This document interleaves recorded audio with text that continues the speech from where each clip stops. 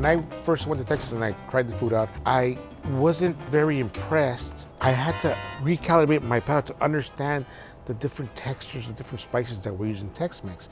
For example, in Texas, very popular is the enchiladas. And they put a sauce on top, a chili sauce on top of the enchiladas, like a gravy kind of speak. And when I saw that, my first thought was, that's chili fries. If you go to in LA, in California, that type of chili is used on French fries, hamburgers, hot dogs.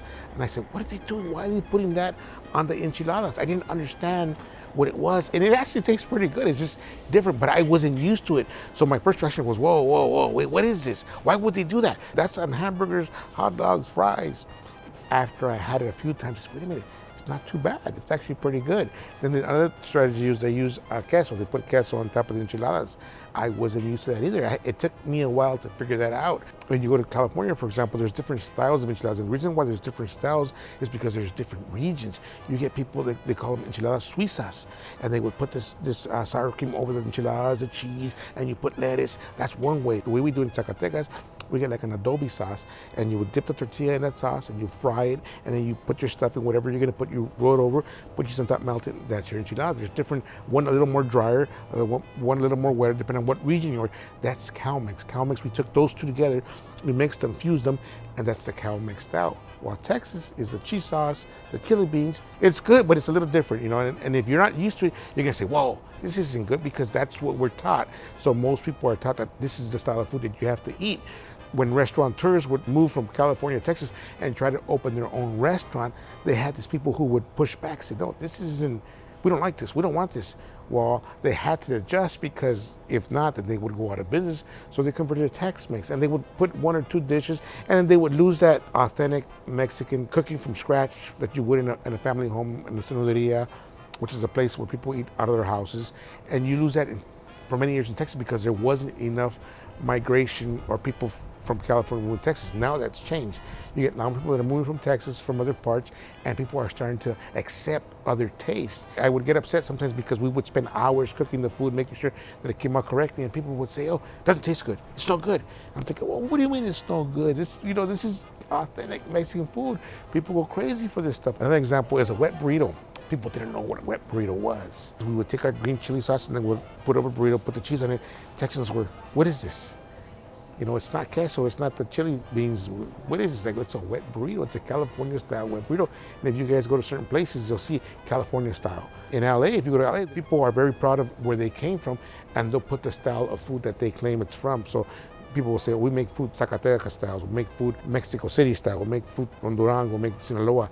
Sinaloa has a lot of seafood, so people say we make this type of seafood, and that's what you get. In Texas, it was Tex-Mex. When I first went there and I went online and you had to choose what kind of restaurant you are, American, cafe, breakfast, Tex-Mex.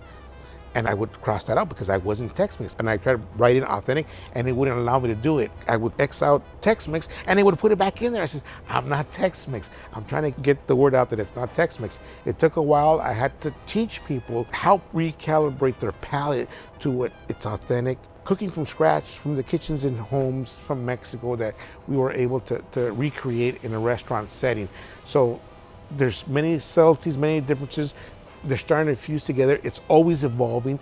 People are always reinventing new ideas. They're cooking different things. I was a traditionalist. We specialized in birria. We wanted to sell only goat. And then this wave came, it's beef. And now they have beef and ramen. People are becoming more acceptable to changing their palate and trying new food. So that's very exciting now. It's not Tex-Mex versus California Mex. It's just, how do you take both and put them together? Is it possible? Very possible. People have to try to understand that they're two different styles of cooking. CalMex, like I said, is a fusion, a melting pot of different states, different regions, from different countries, different states of Mexico coming together. You got people from Mexican descent who are many people from Latin America, Salvador, Honduras, Chile, Peru, and they're coming in and they got to create new dishes. So imagine taking a person from Sinaloa, which is a seafood place, and someone from Peru, and they got to make a ceviche. Oh my God, they come up with some great ideas.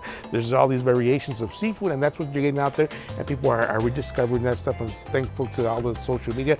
They're creating different tastes that are blowing up your mouth. The palates are not what they used to be. So you got to go out there, you got to try different food, and respect where it comes from. You might not like it the first time. You might not like it the second time. Maybe it's not for you. There's certain foods that I won't eat, that I've eaten them. I tried them, but I say, you know what? It's not for me. And I get that a lot. So I tell people in the restaurant business that try to go open up in Texas, say, wait a minute. Oh, I make the best food. Yeah, you make the best food in LA. But when you go to Texas, it's a whole different animal. You're going to have to teach these people, educate them, recalibrate their palate, explain to them in the simplest terms what your style of cooking is and how it's going to differ, because they're not going to be used to it.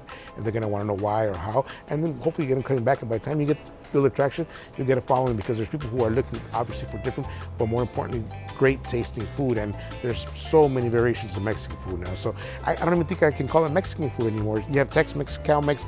Eventually it's going to be just called one word, which is Mexican. We got to send that message to Google, to Yelp, to take that heading off. It's not CalMex or TexMex, it's Mexican. Stay tuned for more, and don't forget to subscribe and hit that notification bell to keep up with our birria journey.